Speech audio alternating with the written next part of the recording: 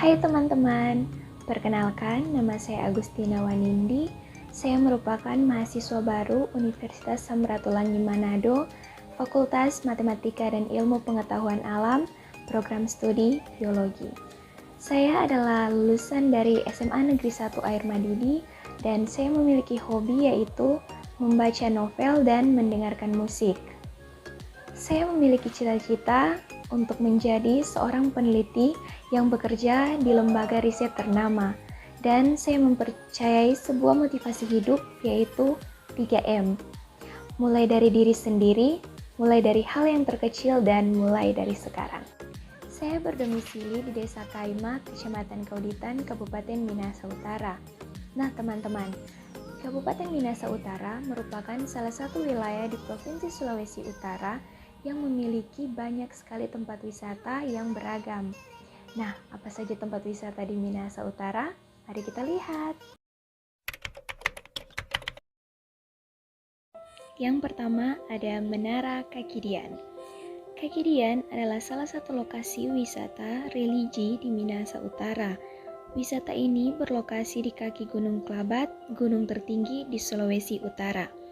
Sesuai namanya, di destinasi wisata ini berdiri Menara Kakidian raksasa setinggi 19 meter, bercabang 7 dengan lampu pada masing-masing ujung.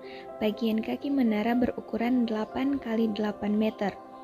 Lokasi ini berada di atas ketinggian 620 meter dari permukaan laut.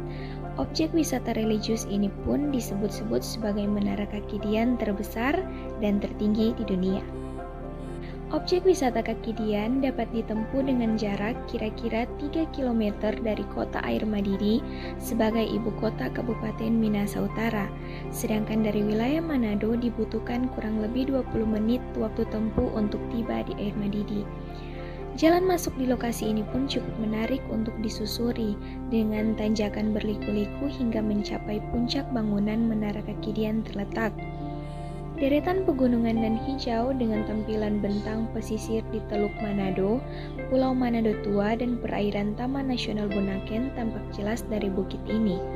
Pemukiman penduduk pun bisa dilihat, mulai dari sekitar Air Madidi, pemukiman warga di Minahasa Utara dan Minahasa, serta kota Manado. Keindahan alam dari bukit ini bisa dinikmati melalui pendopo-pendopo di Kakidian ini.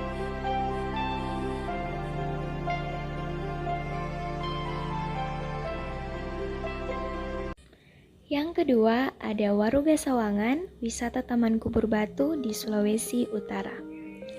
Jika masyarakat di Tanah Toraja, Sulawesi Selatan memiliki tradisi khas mengubur mayat di dalam tebing batu, maka masyarakat suku Minahasa, Sulawesi Utara juga memiliki tradisi yang khas dalam pemakaman.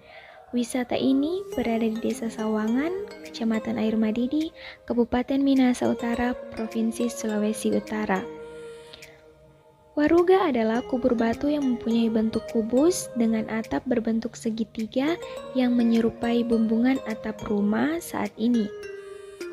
Pada bagian atap banyak terdapat hiasan pahatan berupa manusia, hewan, atau tumbuhan. Hiasan pahatan menggambarkan berapa jenazah yang tersimpan di dalam waruga, sekaligus menggambarkan mata pencarian orang tersebut semasa hidup. Sedangkan pada bagian bawah yang berbentuk kubus merupakan ruangan untuk tempat meletakkan jenazah. Orang yang telah meninggal dunia diletakkan dengan posisi menghadap ke utara dan didudukan dengan tumit menempel pada pantat dan kepala mencium lutut, persis seperti posisi seorang bayi pada saat berada di dalam kandungan. Hal ini berkaitan dengan keyakinan masyarakat Minahasa bahwa orang yang sudah meninggal akan kembali ke posisi di mana dia di dalam kandungan, yaitu dalam posisi jongkok. Banyak objek wisata situs purbakala kubur batu Waruga yang dapat Anda temui di Minahasa Utara, antara lain di daerah Air Madidi, Raprap, serta Sawangan. Namun wisatawan lebih mengenal Desa Sawangan. Di Taman Purbakala Waruga Sawangan ada 144 waruga yang bisa ditemui. Untuk menuju ke Waruga Sawangan tidaklah begitu sulit. Dari kota Manado Anda hanya membutuhkan waktu sekitar 45 menit untuk tiba di Desa Sawangan. Selanjutnya adalah air terjun Tunan Talawaan di Minahasa Utara.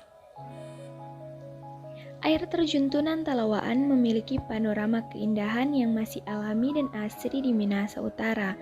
Eksotisme alamnya sukses menarik perhatian banyak wisatawan untuk berkunjung.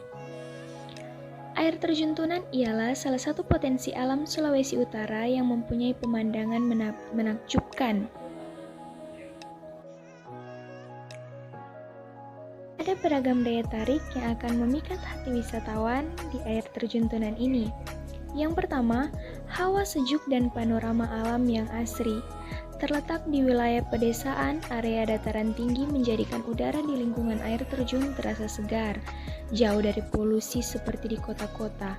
Belum lagi hawanya yang sejuk sangat tepat dijadikan pelarian sejenak bagi Anda yang ingin refreshing. Yang kedua, air terjun setinggi 85 meter. Daya tarik utama air terjun Tunan ialah tumpahan air dari atas tebing setinggi 85 meter. Aliran airnya cukup deras, ketika jatuh menimpa bebatuan di bawahnya menimbulkan suara percikan yang bergantian. Airnya masih sangat jernih karena mengalir langsung dari pegunungan. Yang ketiga, kolam alami dengan air segar.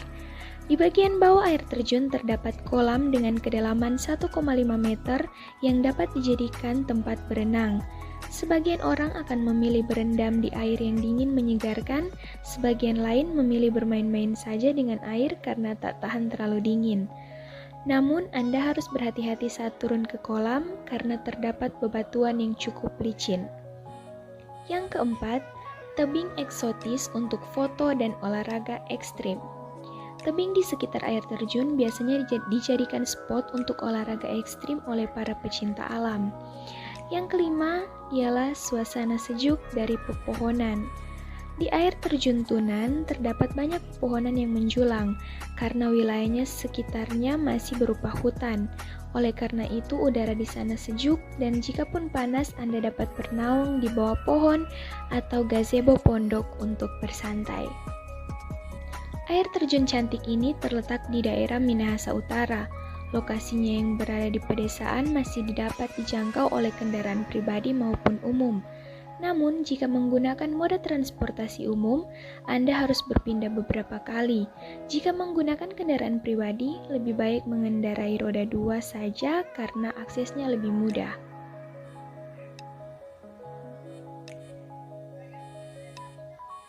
Untuk menuju ke air terjun Tunan, wisatawan membutuhkan waktu kurang lebih 60 menit ditempuh dari pusat kota Manado.